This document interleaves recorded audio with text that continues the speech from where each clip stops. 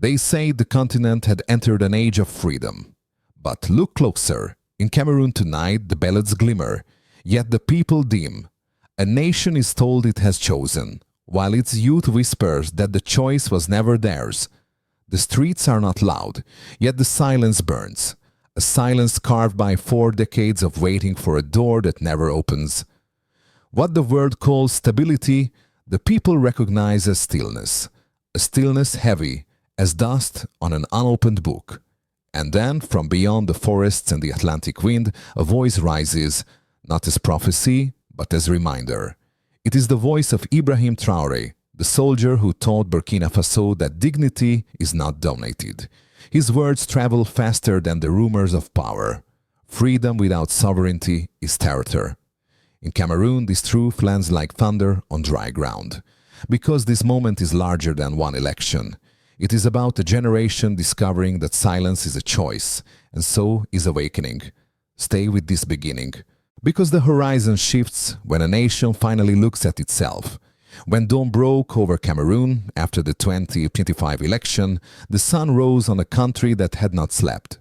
Official figures declared that Paul Biya, 92 years old, had once again secured the presidency with 53.66% of the vote.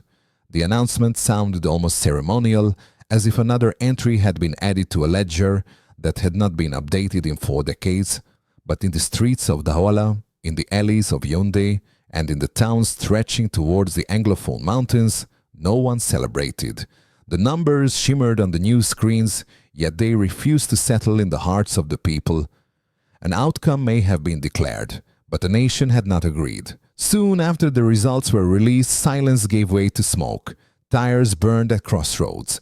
Crowds surged, scattered, returned, dispersed, and reformed. It was not chaos, it was choreography.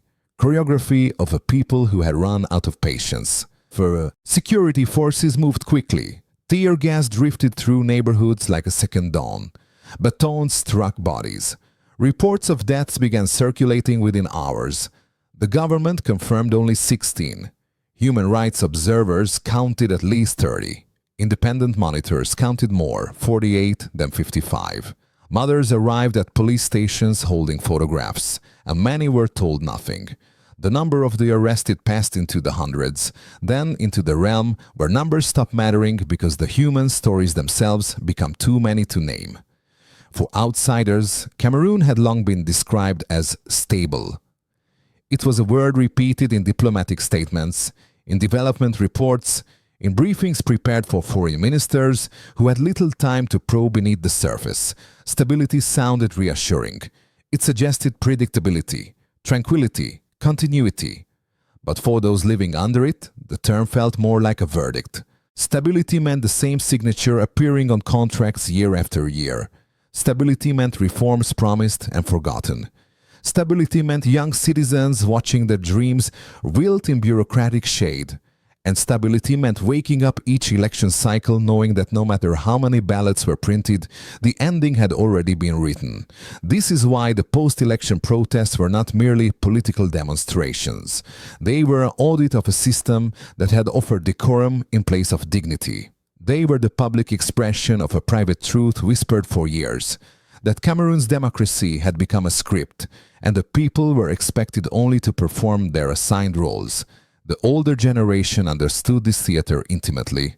They had lived inside it for most of their lives. But the youth, born after the Cold War, raised in the age of digital horizons, found it impossible to accept.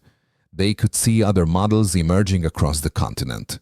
They could see neighbors questioning old myths. They could feel that something larger than Cameroon was stirring.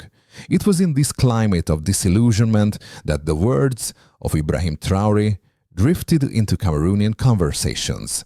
His warning, "Power is not given, it must be taken," did not arrive as provocation, but as clarity. It resonated because the people were already feeling its truth in their bones. They had seen that waiting had produced only aging leadership, deepening inequality, and a future shrinking year by year. They recognized that no foreign capital, no regional bloc, no glossy election observer report could guarantee the dignity of a people who were not permitted to speak freely. The problem was not merely political, it was existential. And yet, beneath the grief and fury, there was another current, quiet but unmistakable. It was the current of recognition. For the first time in decades, different regions of Cameroon felt aligned in their frustrations. Market traders, students, teachers, and transport workers all sensed that the boundaries dividing their daily struggles were dissolving. The protests were not led by a single party or a single ideology. They were led by the collective memory of promises unkept. In the faces of the youth who marched, there was neither despair nor fanaticism. There was something steadier, the knowledge that their silence had sustained the system, and that their voices might one day transform it. The state responded with the familiar tools of containment, curfews, cordons, and official statements urging calm. But calm is not something that can be commanded. It must be earned. And in the days that followed the contested election, Cameroon stood not as a calm nation, but as a truthful one. A nation acknowledging aloud what it once whispered, that an illusion of choice is not choice at all. Whether the government understood this shift was unclear. What was clear, however, was that the people had crossed an internal threshold. They had seen the cost of silence, and they had begun to ask whether they were willing to pay it any longer. The streets, the murals, the gatherings, and the conversations all carried the same undertone. Change may not come today, but the belief in change has already arrived. If a nation learns the truth about its silence, what truth will it learn next about its strength? For years, Cameroon had been described by foreign observers as one of Central Africa's most reliable pillars. Reliable for whom? The people often wondered, because reliability rarely translated into prosperity for those who lived beneath its weight. The 2025 election did not simply reveal discontent, it exposed a structure already shaking from within. The aftermath became a spotlight, not only on government actions, but on the deep fractures beneath the surface of the state itself. One of the first signs that the old political machinery was failing came with the arrest and subsequent death of Aniset Ikane, a veteran opposition figure known for his measured criticism and principled steadfastness. His passing in military detention was not only a tragedy, it was a warning that even long-standing voices of restraint were no longer protected by the moral codes that once governed political rivalry. When the news broke, crowds fell silent not out of fear, but out of recognition. They understood what it meant when a country's political conscience could vanish behind closed doors. They understood that something sacred had been crossed. Within the ruling party, too, the tremors grew harder to ignore. For decades, loyalty had been rewarded with access, predictability, and the assurance that power would always remain close. But in 2025, murmurs of dissatisfaction seeped into public discourse. Younger cadres within the party began questioning the sustainability of a leadership that had outlived generations. Some spoke of renewal, others whispered about succession. A handful defected quietly, unwilling to tie their futures to a structure losing legitimacy at its base. Analysts described Yaoundé as walking a tightrope, a government still standing but increasingly unsteady, balancing not by strength but by habit. And while politics faltered, daily life grew heavier. Cameroon's economy had been strained for years by corruption, underinvestment, and the long shadow of unresolved internal conflicts. Yet in the months following the election, a new alarm sounded. The World Food Programme warned that without urgent intervention, parts of the country could face catastrophic hunger. This was not hyperbole. It was a recognition that poverty had deepened to the point where food security itself was in jeopardy. Markets felt the pressure first. Prices climbed, wages stalled, and families were forced to choose between essentials. Rural regions, which had lived through years of neglect, now felt the combined weight of crisis and abandonment. These were not isolated hardships, they were interconnected. When a political system grows rigid, it fails to adapt. When it fails to adapt, it cannot protect. And when it cannot protect, people begin to question the foundation upon which their nation rests. In Cameroon, that questioning became the quiet soundtrack of 2025. It murmured through classrooms, where teachers wondered what future they were preparing students for. It drifted through market stalls, where vendors exchanged stories of rising costs and shrinking hope. It echoed in places of worship, where prayers for peace began to sound more like petitions for deliverance. Yet amid the grief, something else was shifting: the vocabulary of the youth. No longer content with abstract promises, they began speaking the language of accountability. They compared their experiences not only with their parents' past but with movements unfolding elsewhere on the continent. They saw that political longevity did not always mean political legitimacy. They saw that leadership without renewal becomes guardianship of stagnation. And they saw, above all, that the government's insistence on order could not hide the growing disorder within its institutions. This generational clarity produced a cultural tremor. In Douala, young painters turned their anger into murals, bright, defiant images that reclaimed public walls long dominated by official posters. Their art was not propaganda, it was testimony. It said, "We see what is happening. We refuse to forget it." Musicians echoed the same sentiment, releasing songs online that no state broadcaster would dare air. Their lyrics describe betrayal, awakening, duty, and the fragile hope that rises when a people begin imagining alternatives. The international community, predictably, offered its familiar phrases: deep concern, call for restraint, commitment to stability. But these words, repeated so often across the continent, sounded strangely hollow in Cameroon's charged atmosphere. For many, it was obvious that foreign governments worried less about Cameroonians' suffering and more about the risk that change in a historically reliable state might ripple across borders. Their caution betrayed a deeper truth. When a long-standing order trembles, those who benefited from its predictability tremble as well. But if the old order feared instability, the youth feared something else entirely: permanence. The permanence of a system that had absorbed their parents' hopes and now hovered over theirs. They feared becoming the next generation to inherit resignation. And so their voices, though still soft in some regions, began to rise. Cameroon stood in 2025 not as a nation collapsing, but as a nation confronting the cost of enduring too long without transformation. And the people, especially the young, understood that transformation does not begin with institutions, it begins with awareness. If a generation learns to recognize the cracks in its own foundations, how long before it decides to rebuild the ground beneath its feet? There are moments in a nation's life when the true battle is not fought in the streets, nor in the ballot boxes, nor even in the courts. It is fought in the mind. Cameroon in 2025 stands in precisely such a moment. The physical violence that followed the election was visible, documented, undeniable.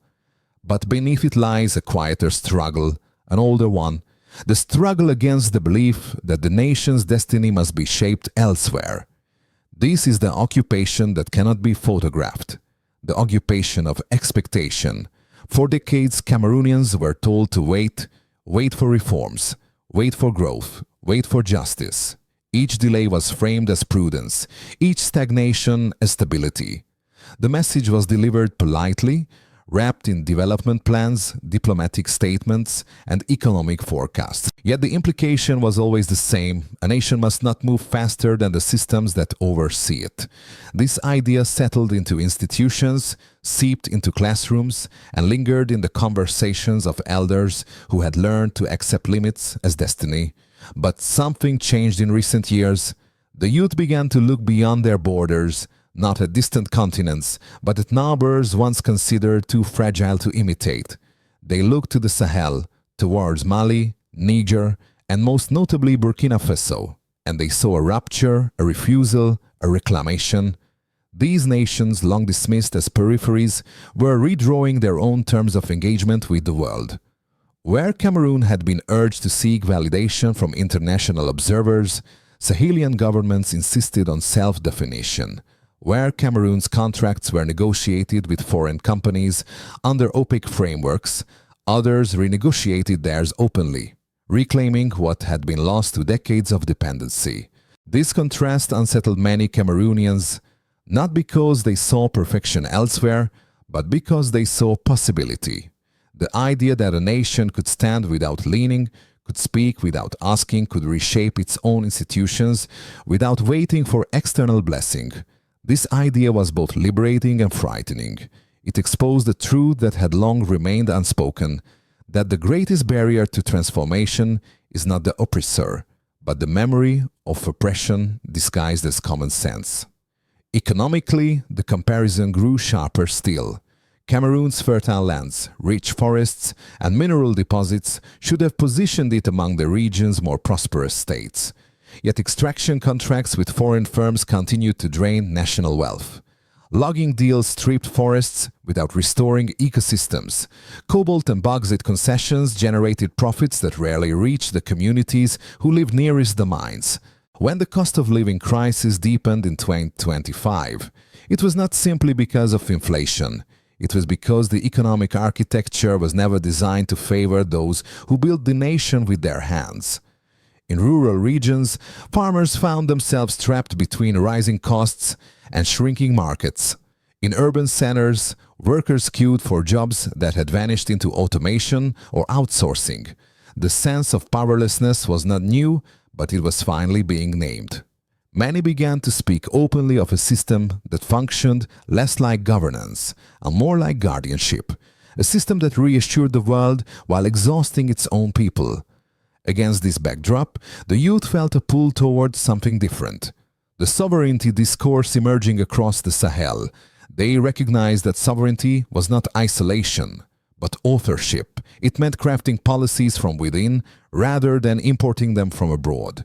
It meant understanding that partnerships are strongest when they are mutual and weakest when they are anchored in fear. It meant acknowledging that leadership gains legitimacy not from longevity, but from service. This shift in perception was profound. Students in Yaoundé initiated reading circles on political memory. Activists shared essays online about economic independence, referencing the histories of leaders once dismissed as radical, but now vindicated by time. Musicians released tracks blending traditional rhythms with lyrics that questioned dependency. Artists painted murals portraying chains dissolving into rivers, a metaphor for new currents of thought flowing into public imagination. Cameroon's establishment viewed these cultural stirrings with suspicion, yet they were not calls for upheaval, they were calls for self-respect. They asked why a country so rich in potential continued to negotiate from a position of timidity. They asked why external validation mattered more than internal coherence. And they asked quietly but insistently why sovereignty remained a distant dream rather than a daily practice. The irony, of course, is that mental occupation does not collapse through confrontation. It collapses through comparison. When citizens see others reclaim what they were told was out of reach, the old logic loses its power. This is why the events unfolding across the Sahel resonated so deeply with Cameroon's youth. Not because they sought to replicate another nation's path, but because they recognized the right to create their own. Cameroon stands today at a crossroads that is not merely political, but psychological. It is a crossroads where a people confront the stories they have inherited and consider writing new ones. And once a nation begins to imagine differently, it becomes impossible to govern it as before. If a people learn to question the limits they were taught to accept, what new horizon will they dare to name as their own? When the dust from Cameroon's election began to spread across international headlines, the world's diplomatic chorus responded with predictable restraint. Statements emerged in measured tones, carefully crafted to acknowledge turmoil without disrupting the architecture of long-standing alliances. It was the language of distance, sentences polished to appear attentive, while avoiding any implication of responsibility. The European Union was first to speak, offering its familiar phrase, deep concern. It called for calm, for dialogue, for respect of constitutional processes. Yet these words, repeated in so many crises across the continent, felt to Cameroonians like condolences delivered before the truth had been fully mourned. For those who had lived through the deaths, arrests and silencing that followed the contested vote, concern was not enough. It was the vocabulary of institutions seeking to appear responsive without risking influence.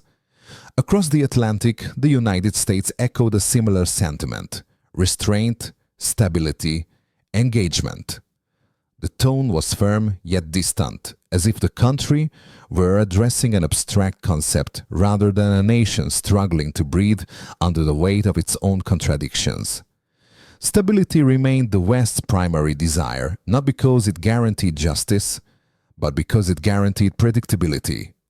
A steady Cameroon, regardless of internal fractures, served geopolitical interests far more comfortably than a Cameroon awakening to its own agency. France's silence was perhaps the most telling. Once vocal about its partnerships in Central Africa, Paris spoke cautiously in 2025, offering no sharp criticism and no meaningful defense. The old patron no longer commanded the authority it once held, yet it still saw Cameroon as a cornerstone in a region where influence was evaporating. Its silence was not neutrality, it was calculation. To condemn the election risked alienating one of its last dependable allies in Central Africa. To praise it risked exposing the fragility of old relationships at a time when the continent itself was recalibrating its alliances. Even within the African Union, reactions were uneven. Some member states called for transparency, urging Cameroon to respect democratic norms. Others defended the electoral process, wary of setting precedents that might be used against their own governments. The AU's cautious approach revealed a broader tension within the continent, the conflict between solidarity among states and solidarity with citizens. Yet despite the layered diplomacy, one truth emerged more clearly than any communique. Global powers were not afraid of violence. They were afraid of precedent. A Cameroon that questioned its political inheritance could inspire neighbors. A Cameroon that demanded accountability could unsettle those who relied on obedience disguised as cooperation. A Cameroon that awakened could shift the equilibrium of a region long shaped by external expectations. The world watched quietly, not because it did not understand the stakes, but because it understood them too well. If silence becomes the world's shield, what will become the voice of a nation no longer willing to whisper? Across Cameroon, a new rhythm is forming, quiet at first, then steady, then unmistakable. It rises not from political rallies or party headquarters, but from classrooms, rehearsal rooms, markets, studios, and the unlit corners of the internet where young voices gather to discuss the future in a language older generations had forgotten how to speak. It is the rhythm of refusal, not refusal of nation, nor refusal of responsibility, but refusal of fear. In Douala, walls once monopolized by state posters now display murals painted in bold strokes, portraits of leaders who challenged the old order, symbols of resilience, fragments of poetry lifted from alleyway conversations. These images are not instructions, they are invitations. They call on young Cameroonians to imagine their nation beyond its inherited limitations. They declare that memory is not a burden, but a compass. In Yaoundé, students gather in informal circles, exchanging books and ideas on governance, history, and economic self-determination. These discussions slip between French and English, between philosophy and lived experience, between frustration and aspiration. Each exchange chips away at the silence once imposed by habit and hierarchy. For many of these young people, political awakening is not an act of rebellion, it is an act of recovery, the reclaiming of a civic identity that had long been overshadowed.